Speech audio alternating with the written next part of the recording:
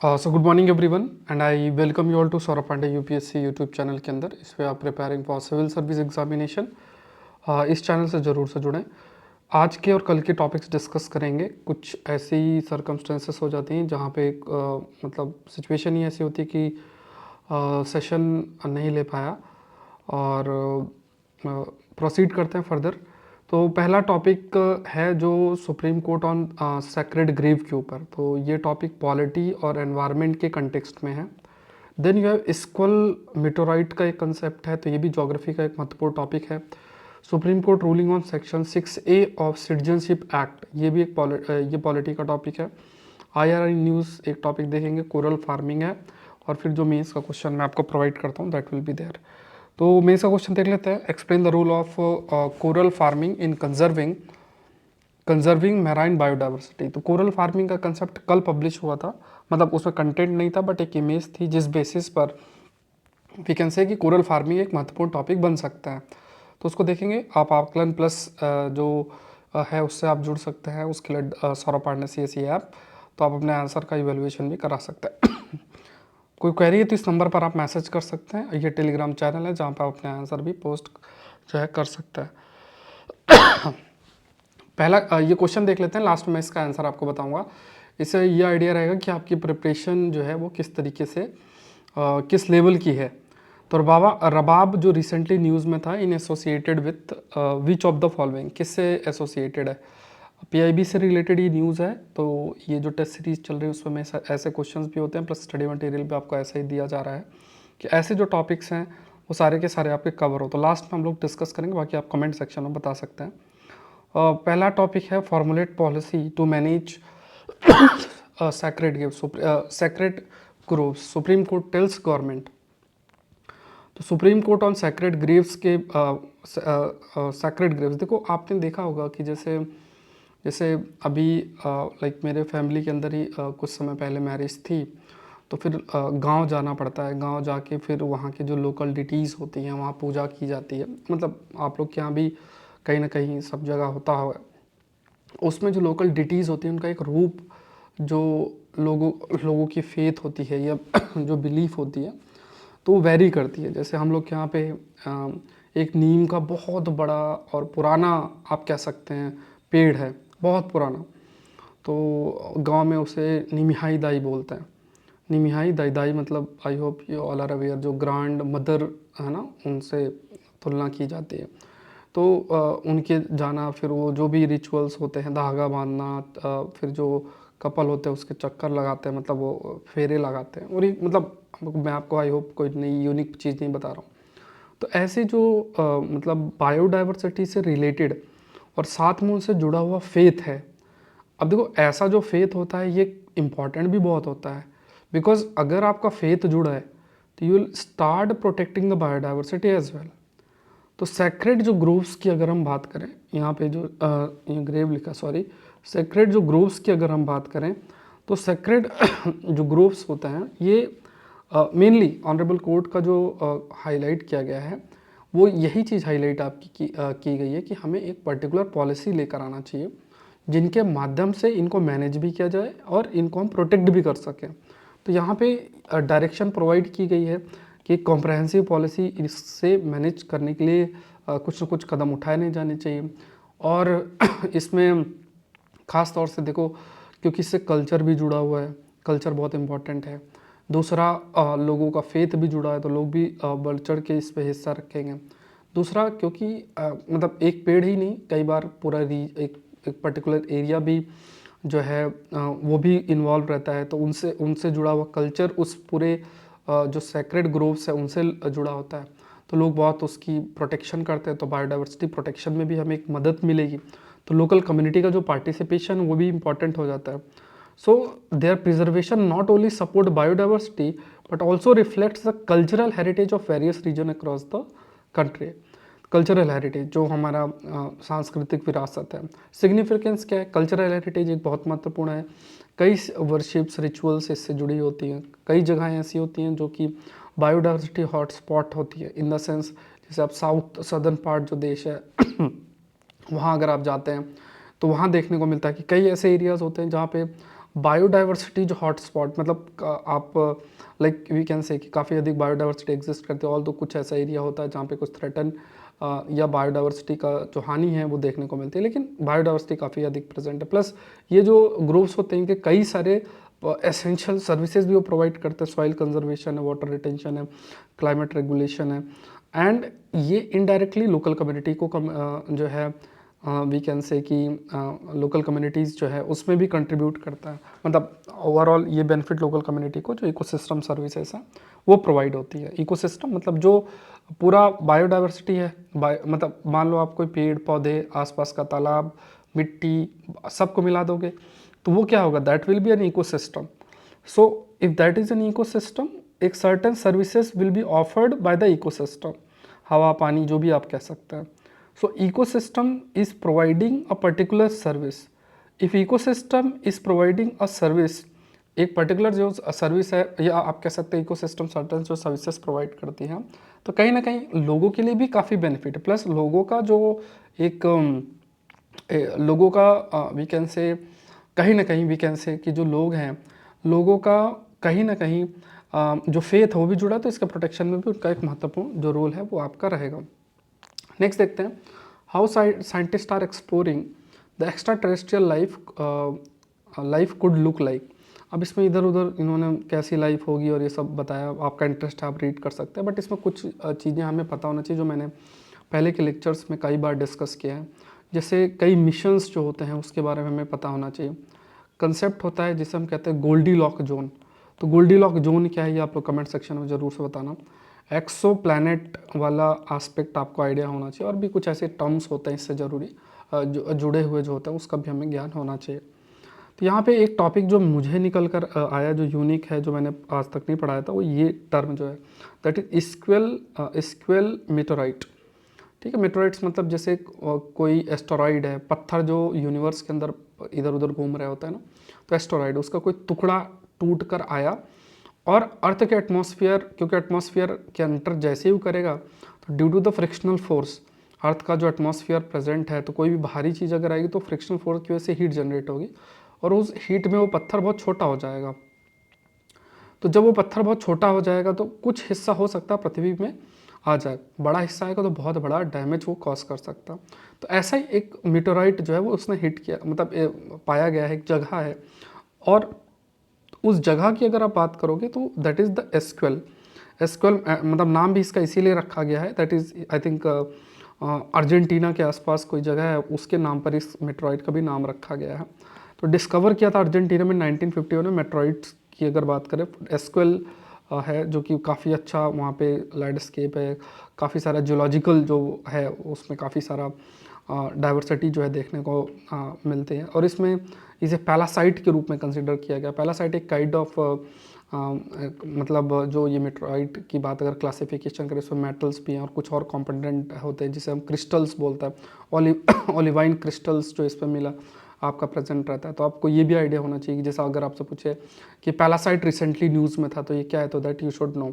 फिर इसका फॉर्मेशन की अगर बात करें कि है ना, तो एक तो फॉर्मेशन है, तो ये कहा गया कि किसी बड़े जो एस्टेरॉइड्स है उसी से टूट कर ये आपका आया है। फिर धीरे धीरे इसका डिफ्रेंसिएशन हुआ और फिर इसका फॉर्मेशन हुआ, अपना स्ट्रक्चर जो है इसने एक्वायर किया, और बाद में आप कह सकते हैं कि इसको डिस्कवर भी किया गया। इसके कैरेक्टरिस्टिक्स की अगर बात करें तो इसमें मेनली अगर निकल आयरन भी इसमें प्रेजेंट है, ये चीज़ भी आपकी हाईलाइट की गई, निकल आयरन कंपोनेंट जो है दैट इज़ आल्सो प्रेजेंट।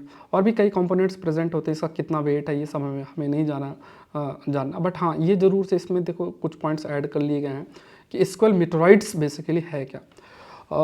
मुझे लगभग आप मानकर चलो कि बहुत टाइम हो गया, ये जो खांसी है वो सही नहीं हो रही, फीवर और कफ, ये मतलब काफ़ी टाइम हो गया, आई थिंक मोर देन 10 दिन के आसपास तो हो गया होगा, बड़ा मुश्किल हो गया है। और भी कुछ मेडिकल इमरजेंसी फैमिली के अंदर आ गई बहुत बड़ी, तो बट फिर भी चलो सेशन तो लेना ही है। और कुछ कोर्सेज़ के अंदर हल्का सा डिले जो चल रहा है मुझे है ना, उसको मैं तुरंत उसको स्ट्रीमलाइन कर लूँगा। थोड़ा मुझे ज़रूर से समय दें, है ना, क्योंकि बहुत ही रेयर होता है ऐसा कुछ भी, लेकिन कई चीज़ आपके कंट्रोल में नहीं होती है। आपको अपना इमोशनली भी काफ़ी चीज़ें मैनेज करनी पड़ती है, इमोशनली भी आपको स्ट्रांग होना पड़ता है, और उसके बाद दोबारा से चीज़ों को करना पड़ता है, क्योंकि हम लोग का काम तो पढ़ाने का ही है। तो बट हाँ, कुछ चीज़ें क्योंकि ये डे टू डे चीज़ें हैं, इसको मिस नहीं किया जा सकता है, तो इसलिए इसको कवर किया जा रहा है। अच्छा चलो, यहाँ पे स्क्रीनशॉट सही नहीं लगा, तो यहाँ पे एक टॉपिक और आ जाता है सेक्शन 6A। अब इस आर्टिकल को आप पढ़ोगे तो मतलब देखो कई चीज़ें आपको कंटेंट को फिल्टर करना पड़ता है। मैं आपको बहुत ही क्लियरली, क्योंकि आप लोग इंडियन एडमिनिस्ट्रेटिव सर्विसेज का हिस्सा बनने जा रहे हो। अब इस आर्टिकल को अगर आप रीड करोगे ना, तो इसमें ये मतलब ये चीज़ हाईलाइट की गई है, इस पॉइंट को भी बार बार हाईलाइट करने का प्रयास जो है वो किया गया है। मतलब कुछ पॉइंट्स को, है ना, कुछ सही भी हैं कॉन्स्टिट्यूशनल एंगल से, और कुछ ऐसे पॉइंट्स भी आ जाते हैं आपके जहाँ पे ये कहा मतलब मान लो इलीगल जो माइग्रेंट्स हैं, तो इलीगल माइग्रेंट्स किसी भी देश में अलाउड नहीं होता है। इसमें कोई रॉकेट साइंस नहीं, कोई इमोशन की बात नहीं है। आप किसी घर में चले जाओ बिना पूछे, कोई अलाउ नहीं करेगा, सिंपल सी बात है। अमेरिका में चले जाओ, कहीं भी चले जाओ, तो ये बड़ा इशू है। लीगल वे में कोई आता है या लीगल सेंस में चीज़ें होती है तो ठीक है। तो यहाँ पॉइंट हमें क्या समझना, what you have to understand is कि जैसे जैसे जब ईस्ट पाकिस्तान, ये जो आज का बांग्लादेश है, तो वहाँ जब युद्ध का समय था तो बहुत सारे लोग माइग्रेट होकर आए थे, और वो काफ़ी सारे जो बॉर्डर स्टेट्स हैं तो वहाँ पे गए, जो बांग्लादेश से बॉर्डर करता है, असम में भी काफ़ी सारे गए, तो उससे जो कल्चरल होमोजेनिटी है उस जगह की काफ़ी, आप कह सकते हो, वो अफेक्ट हुई। असम की बात कर, कोई भी इनसिक्योर होगा। तो अब यहाँ पे जो अभी ऑनरेबल कोर्ट का जजमेंट था, उसमें जो सेक्शन 6A है सिटीजनशिप एक्ट 1955 का, उसको अपहेल्ड किया गया। अब इसमें साफ साफ ये मतलब सेक्शन 6A में ये साफ साफ कहा गया कि अगर कोई माइग्रेट करके आया है, अगर वो पहले आया मार्च 25 1951 में, वॉर के आसपास की बात है, अगर उससे पहले आया है तो ठीक है, कुछ समय रहने के बाद वो प्रॉपर सिटीजन बन सकता है। लेकिन बाद में आया तो वहाँ पे आप कह सकते हैं कि वहाँ पे सिटीजनशिप मिलना पॉसिबल नहीं है। तो ये क्लॉज आपका सेक्शन 6A के अंदर मेंशन्ड है। इंट्रोड्यूस 1985 के अंदर किया गया असम अकॉर्ड, जिसमें काफ़ी प्रोटेस्ट हुआ था, और उसके बाद एक एग्रीमेंट साइन किया था भारत सरकार, असम मूवमेंट के जो लीडर्स थे उनके माध्यम से साइन किया गया था। और बार बार यही चीज़ कही गई थी कि इतना ज़्यादा माइग्रेशन होगा तो इससे जो लोकल कल्चर है वो भी काफ़ी ज़्यादा आपका अफेक्ट होगा। कई सारी कटअप, जैसे दो जो माइग्रेटेड बिफोर जनवरी 1 1966 वे are declare Indian citizens, while those who arrived between January 1st 1966 and March 25 19 could apply for the citizenship, मतलब वो अप्लाई कर सकते हैं। और अगर मान लो मार्च 25 1971 के बाद आए तो वो इलीगल माइग्रेंट के रूप में कंसिडर किया जाएंगे। तो इस चीज़ को कहा गया। अब इसमें जस्टिफाई भी किया गया है कि डेमोग्राफिक चैलेंजेस फेस करना पड़ेगा। कोई भी स्टेट है, कंट्री है, अगर बहुत ज़्यादा इलीगल माइग्रेंट होता है तो काफ़ी सारे चैलेंजेस फेस करने पड़ते हैं। ये चीज़ आपकी हाईलाइट की गई। अब दूसरा इसमें ये भी कहा गया कि कॉन्स्टिट्यूशनल वायलेशन है। अब जो एक आर्गूमेंट दिया गया, अब देखो इसमें जो चैलेंज है, जैसे मान लो अब 1971 से आज आप देखते हो तो कितने साल हो गए, ठीक है, बहुत साल हो गया, बहुत सारी फैमिलीज वहाँ रह रही होंगी, अब हो सकते हैं वो वहीं की हो गई हों। अब कैसे आप उनको आइडेंटिफाई करोगे? उनका भी एक मिनी कल्चर बन गया होगा है ना, पूरा एक सोशल कल्चर बन गया होगा। तो अब उसको कैसे आप डिक्लेयर करोगे? जैसे अगर आप आइडेंटिफाई करके इलीगल माइग्रेंट उनको बोलोगे, पॉइंट क्या है कि सिटीजनशिप जो आपका एक्ट है 1955 में, उसमें कई क्लॉज हैं, कई चीज़ें, जैसे एक सर्टेन टाइम पीरियड तक कोई रहता है तो वो सिटीजनशिप के लिए अप्लाई कर सकता है। लेकिन अगर यहाँ सेक्शन 6A की बात करोगे तो उसमें साफ साफ लिखा है कि मार्च 25 1971 के बाद कोई आया तो वो इलीगल माइग्रेंट है। तो अगर उसको आप इम्प्लीमेंट करते हो तो कैसे आप आइडेंटिफाई करोगे, ये एक बड़ा चैलेंज बन जाता है। दूसरा इसमें कहा गया कि आर्टिकल 14 जो है, जो कि इक्वालिटी बिफोर लॉ की बात करता है, सभी लोग समान हैं लॉ के सामने। अब यूनिक्स जो सर्कमस्टेंसेस आपकी unique circumstances of Assam justify differential treatment. तो यहाँ पे जैसे सेम सी एक सर्कमस्टेंसेस है, अब कौन इलीगल है कौन लीगल है, तब एक कहने का ये मतलब है कि there can be certain set of population जिनका जो राइट टू इक्वालिटी है वो आपका अफेक्ट हो सकता है। तो आर्टिकल 14 का इन्फ्रिंजमेंट है। आर्टिकल 29 जो कल्चर प्रोटेक्शंस है, कल्चर की बात करें तो उसके लिंग्विस्टिक, चाहे वो कल्चरल एस्पेक्ट की अगर हम बात करें तो उसके प्रोटेक्शन से रिलेटेड जो राइट्स हैं, दैट में ऑल्सो बी अफेक्टेड। तो ये भी चीज़ आपके लिए इसमें हाईलाइट किया गया। तो दूसरा कहा गया आप आइडेंटिफाई करेंगे, उसके बाद आप इम्प्लीमेंट करेंगे, फिर जो जिनको भी आइडेंटिफाई करेंगे तो आइडेंटिफाई कैसे करेंगे, एक चैलेंज है।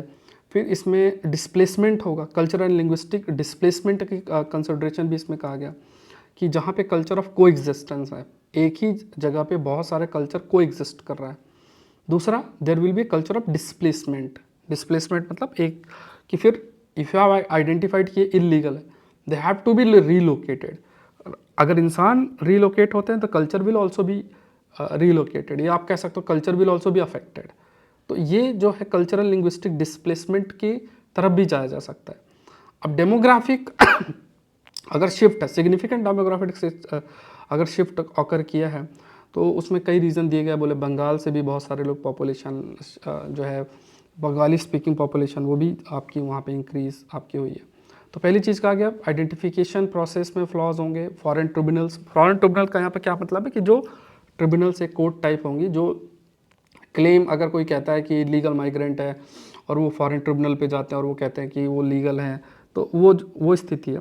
मतलब चीज़ें इम्प्लीमेंट करना, देखो यहाँ पे इतना आसान नहीं होगा, क्योंकि कोई एंटर होता है इंडिया में, कोई भी आधार कार्ड बना लेगा और पुराना कुछ भी कर सकते हैं, इतना ईजी नहीं है। प्लस आसाम जैसी जगहें हैं, बड़ी बड़ी नदियाँ बहती हैं, कभी फ्लड की स्थिति इतनी भयावह हो जाती है, कितने कब के डॉक्यूमेंट्स कौन बचा के रखेगा, किस तरीके से अपनी आइडेंटिटी को प्रूव करेंगे, ये सब बहुत चैलेंजेस हो गए। तो एक कल्चरल चैलेंज भी है, टेक्निकल चैलेंजेस भी हैं, लीगल चैलेंजेस भी हैं, तो इन सब चीज़ों को देखना पड़ेगा। नेक्स्ट देखते हैं, ये IRN न्यूज़ आप देख लेते हैं। IRN रोमानियन पोल जो है, वहाँ की कोर्ट ने, रोमानियन जो कॉन्स्टिट्यूशनल कोर्ट ने जो वहाँ का प्रेसिडेंशियल इलेक्शन है उसको एक तरीके से रद्द कर दिया है।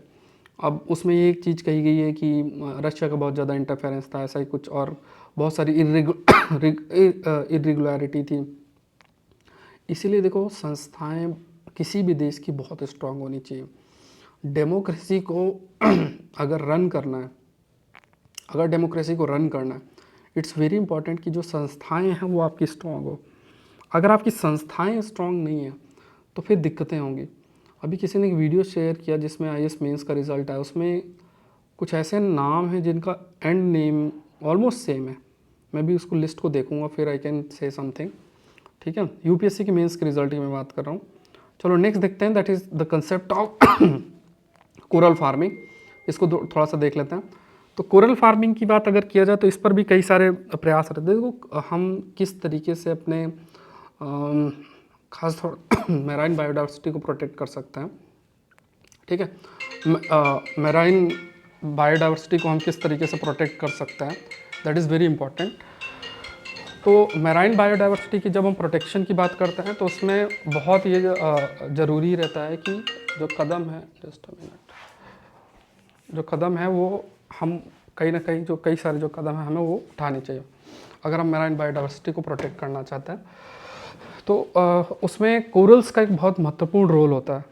जो कोरल्स हैं उनका एक बहुत महत्वपूर्ण रोल होता है। Corals, I hope you all are aware कि पॉलिप जो होता है एक प्रकार का जीव होता है, वो प्रेजेंट है, और उसी के ऊपर जैसे मान लो इस टाइप से पॉलिप स्ट्रक्चर है, उसी के ऊपर एल्गीज टाइप प्रेजेंट है।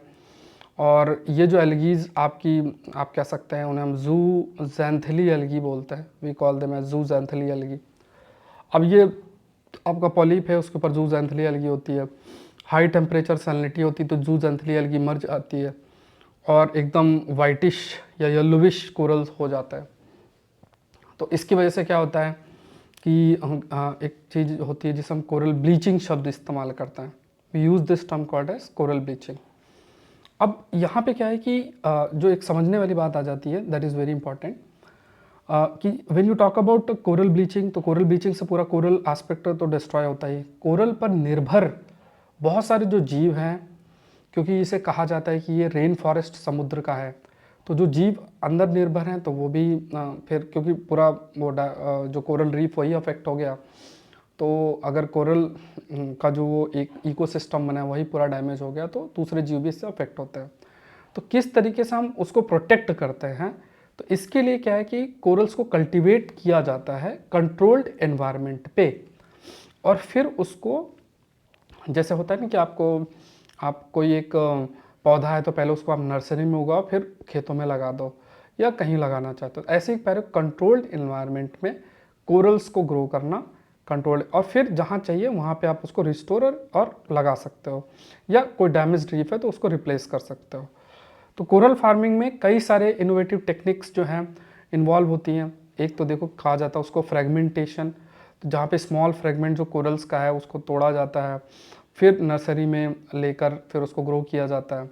एक लार्वा रीसीडिंग होता है जिसमें कोरल के जो लार्वा होते हैं, कोरल भी आता है ना, जीव है एक प्रकार का, तो उसका जो लार्वा होता है उसको कलेक्ट किया जाता है, फिर उसको इंट्रोड्यूस किया जाता है कुछ हिस्से में, और फिर उसका जो ग्रोथ है उसको प्रमोट करा जाता है, तो कोरल लार्वल रीसीडिंग बोलते हैं। फिर कई जगह रोबोटिक असिस्टेंस होता है जहाँ पे कोरल्स को रोबोट की मदद से प्लांट कराया जाता है, जहाँ पे मतलब कई हार्श अंडर वाटर कंडीशन जहाँ इंसान नहीं पहुँच सकते, तो वहाँ पे उनको प्लांट कराया जाता है जिस पे फिर ग्रो किया जाता है। तो ये तरीके हैं कोरल फार्मिंग टेक्निक। अब इसमें आपसे पूछा जा सकता है, मान लो मेंस में भी प्रश्न आ जाएगा, कोरल फार्मिंग क्या है, इसकी क्या टेक्निक होती है, आप पूरे यूट्यूब में सर्च करना होगा, कर सकते हो। इसमें कोई किसी ने भी, बहुत रेयर होगा कि इस टॉपिक को इस टाइप से पढ़ा दिया होगा, क्योंकि ऐसे ही प्रश्न बनते हैं। अभी न्यूज़ ऐसा तो नहीं, बट हाँ ज्योग्राफी और एनवायरनमेंट का एक महत्वपूर्ण टॉपिक है और आपको थोड़ा सा इसमें थोड़ा सा इंटरेस्ट लेना चाहिए, टॉपिक इंपॉर्टेंट है। तो यहाँ पे इम्पैक्ट देखा जाए इसका, है ना, कई सारी चीज़ें आज के टाइम पे जैसे ड्रोन टेक्नोलॉजी के माध्यम से भी कोरल हेल्थ और अंडर वाटर सेंसर्स भी बहुत सारे होते हैं, देखा जाता है, डेटा कलेक्शन जो है वो किया जाता है। अंडर वाटर सेंसर्स जो है कोरल हेल्थ और अंडर वाटर जो सेंसर्स हैं, डेटा कलेक्शन है ना, तो उसके माध्यम से डेटा कलेक्ट किया जाता है और ये देखा जाता है कि कोरल फार्मिंग आपकी आगे बढ़ रही है। फिर उसके बाद मतलब ग्रोथ कैसे हो रही है कोरल फार्मिंग, मतलब जो भी आप टेक्निक के माध्यम से कोरल को ग्रो कर रहे हो कैसे आगे बढ़ रहा है। तो बायोडाइवर्सिटी को रिस्टोर करना, अगर कोरल फार्मिंग की अगर ऑब्जेक्टिव की बात करें, क्योंकि आप कोरल्स को ग्रो कर रहे हो।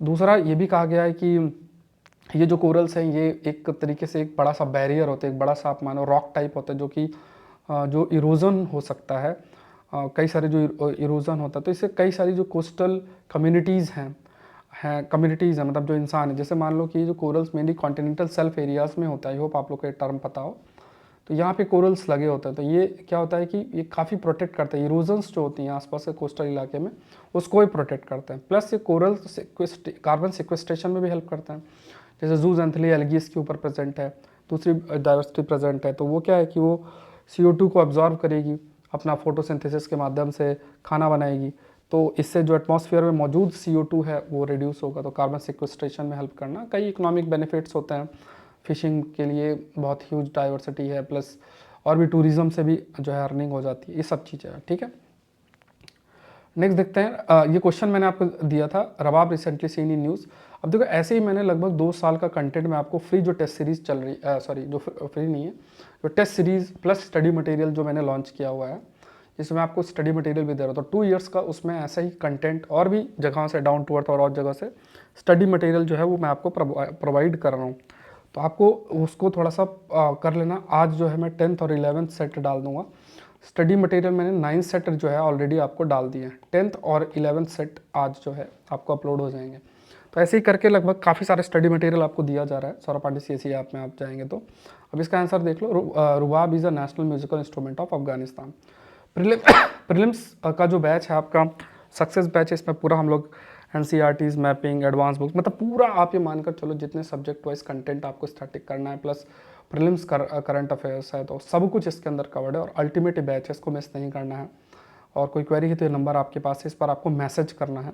अभी 3-4 दिन से कोई रिस्पॉन्स नहीं आ रहा होगा, बट वो मैसेज आप कर देना, ठीक है। प्लस ये आप देख सकते हो saurabhpandeyupsc.com वेबसाइट है, यहाँ पे भी ऑल कोर्सेज में क्लिक कर आपको जानकारी हो जाएगी। नेक्स्ट टेस्ट आपका 9:30 AM को शेड्यूल्ड है मंडे को, ठीक है। ये सारे कोर्सेज पैरेलली आपके चल ही रहे हैं, आकलन हो गया, ऐसे है, एग्रीकल्चर ऑप्शनल है।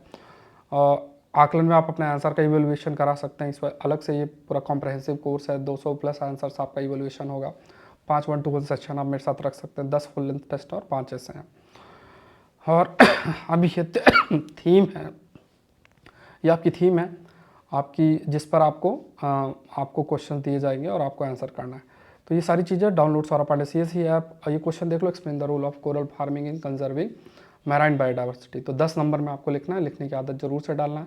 मिलते हैं नेक्स्ट सेशन में। आई एम वेरी होपफुल कि जल्द से जल्द मैं ये सही हो जाए, तो मैं डायरेक्ट आपको बीच बीच में, जैसे इस टाइप भी सेशन होते रहते हैं, लेकिन बोर्ड में आके भी जो वीक में 2-3 हो जाते थे वो भी हम लोग करें। Thank you everyone, thank you.